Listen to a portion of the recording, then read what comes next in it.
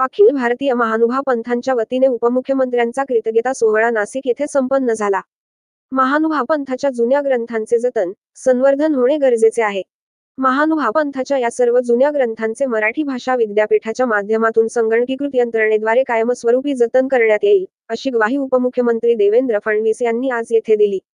कवी कालिदास नाट्यमंदिर येथे अखिल भारतीय महानुभाव पंथाद्वारे उपमुख्यमंत्री फडणवीस यांचा कृतज्ञता व सत्कार सोहळा आयोजित करण्यात आला होता.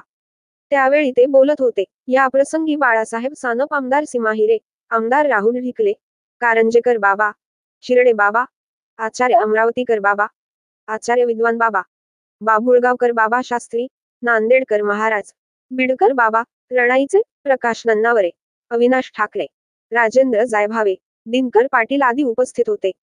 उपमुख्यमंत्री देवेंद्र फडणवीस म्हणाले, महानुभाव पंथाने अतुलनीय ग्रंथसंपदा समाजाला दिली आहे.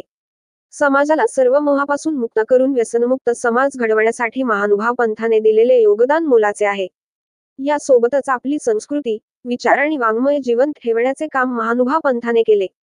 चक्रधर स्वामींचा विचार समाजाला समतेकडे नेणारा आहे. विषमता मुक्त समाज निर्माण करण्याचे काम महानुभाव पंथाकडून अविरतपणे सुरू आहे. महानुभाव पंथाशी माझे अतिशय जवळचे ऋणानुबंध आहेत. यातूनच रिद्धपूर विकास आराखडा, रिद्धपूर येथे मराठी भाषेचे पहिले मराठी विद्यापीठ स्थापन केले.